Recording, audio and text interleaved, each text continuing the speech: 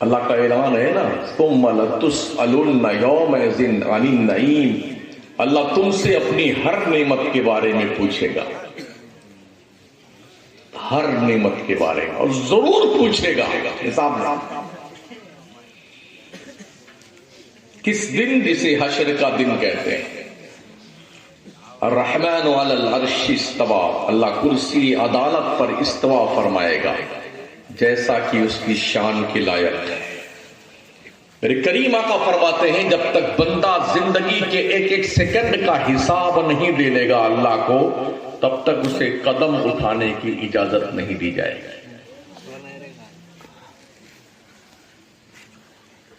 وہاں کوئی ایسا بھی نہیں آئے گا جو آپ کے لیے سفارش کرنے والا ہو، نہیں، اللہ پاک اسے چھوڑ دو، یہ ہمارا بڑا قریبی آدمی تھا۔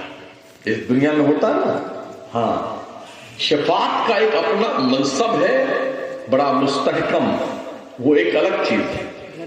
لیکن اگر آپ یہ سوچتے ہیں کہ فلانے صاحب ڈھکانے صاحب ہمارے وہاں بھی کام آ جائیں گے، تو ذرا اس دماغ کی خط کو باہر نکالیے، اللہ کے دربار میں اس کو حساب دینے کی تیاری کریں۔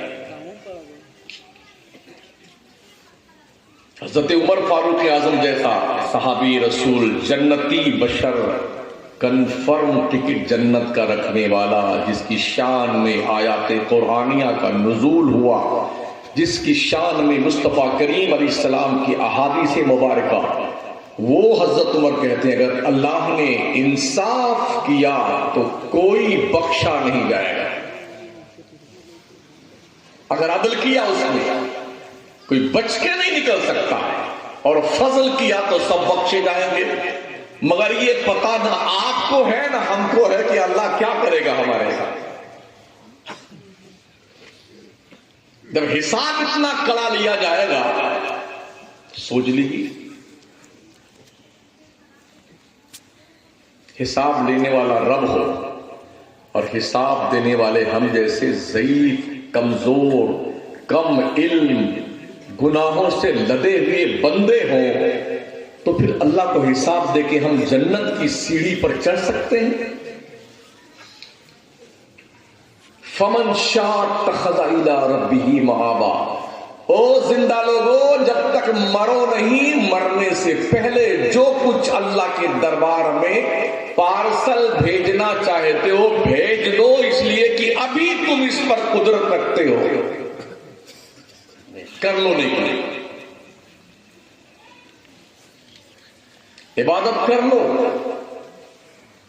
یہ وہ قیمتی اثاثہ ہے جو کسی نومینی کو نہیں ملے گا۔ تم مرو گے تو تمہارے ہی کام آئے گا۔ بلڈنگ، جائیداد منقولہ، غیر منقولہ، فارچونر، بھٹیا، اور جی دکان مکان اور لون، ایسے لوگ لوٹ لیں گے نا، جیسے تم مرنے کے قریب پہنچو گے ایسے چھینیں گے بیٹے، ایسے جھپٹیں گے، اور تم ٹک ٹکی بھاگو گے، یوں کرتے رہو۔ اس وقت تمہیں احساس ہوگا کاش میں نے اپنی اولاد کے لیے حلال و حرام کی پرواہ کیے بغیر جو دولت اکٹھا کی تھی، کاش میں نے ایسا نہ کیا ہوگا۔ اپنے بچوں کی حلال رزق سے پرورش کیا کرو، حلال رزق سے، اور حلال کھایا بھی کرو۔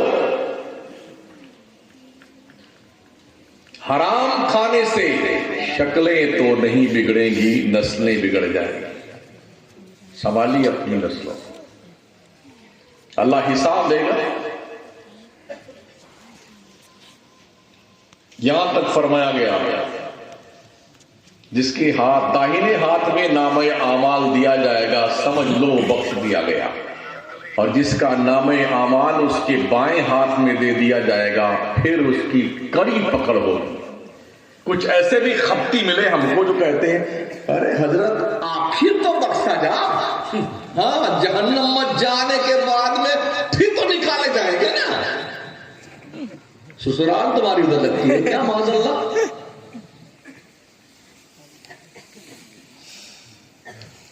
ایک وقت کی نماز بغیر عذر شرعی کو چھوڑ دینے والا ٹھیک ہے؟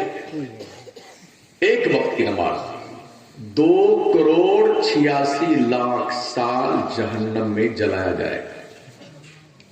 ایک نماز.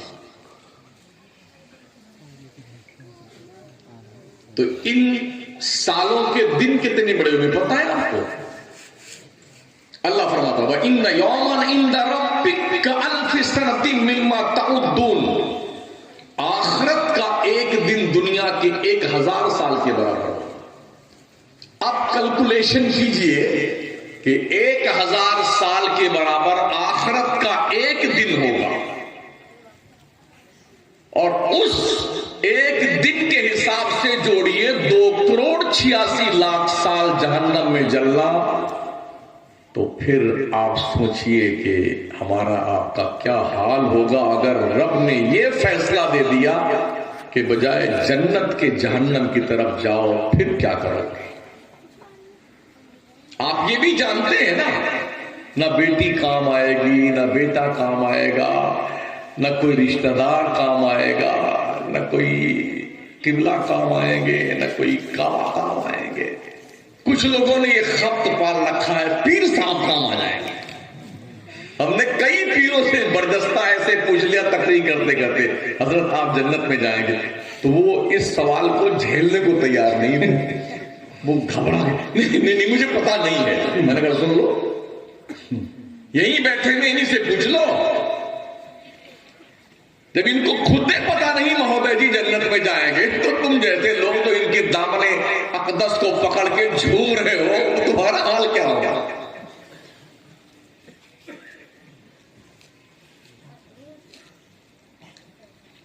آج ضرورت ہے قوم کو بیدار کرنے کی. افسوس یہ ہے کہ ہم اہل سنت والجماعت کے ہزاروں ہزار جلسے ہوتے ہیں، مگر پوری رات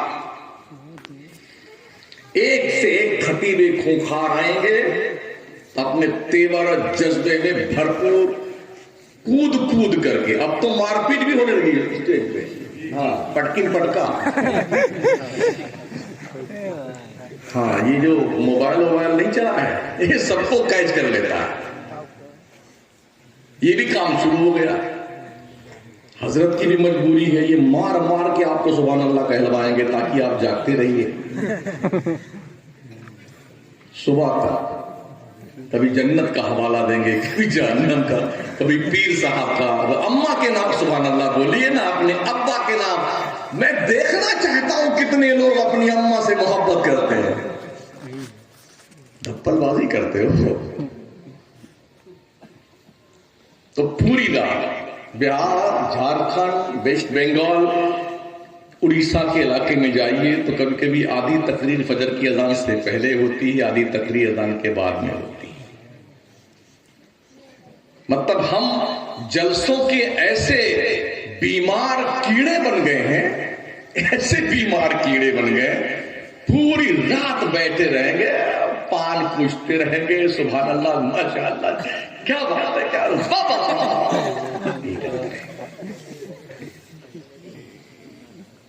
یہ ہمارے جلسے واہ واہ واہ واہ یہی کر رہے ہیں. جو ہم نے رزلٹ نکالا ہے کشمیر سے لے کے کنیا کماری تک، ہمارے جلسوں سے شاید 2% کا فائدہ ہے قوم کو. یہ حضرت فرما رہے تھے نا، جلسے کام کے ہوتے ہیں. ہاں ہوتے ہیں، جب کام کے کیے جائیں تب ہوتے ہیں. بے شک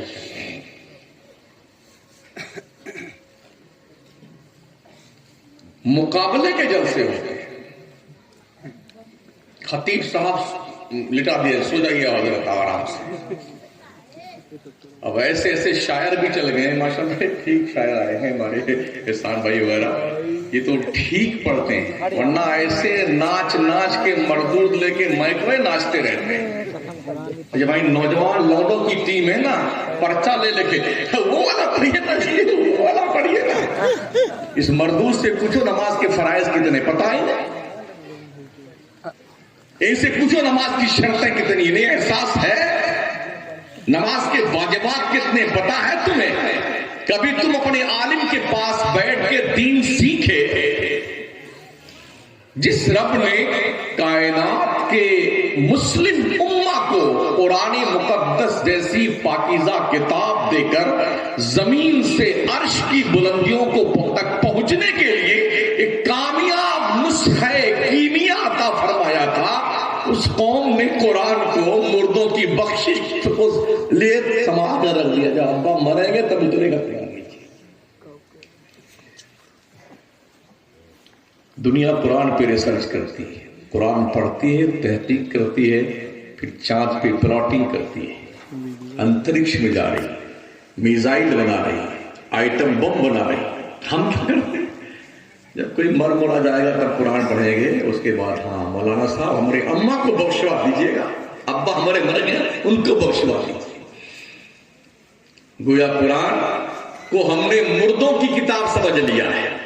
اور کچھ لوگ ایسے ہیں 2-4 لائن کھینچ کر کے کوئی بیمار ہو گیا اس کو لے جائیے، یہ تعویذ پہن لیجئے گا، یہ دہنے ہاتھ میں باندھ لیجئے گا، یہ والی کانٹے والی بیل جو ہوتی نا اس میں لٹکا دیجیے گا، یہ والی اتنے بڑے پتھر کے نیچے دبا دیجیے.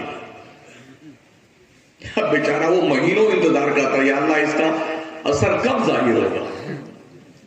اتنے دن ہو گئے دبائے ہوئے، لٹکائے ہوئے، پہنائے ہوئے. ہاں اس کو پیتے رہیے گا.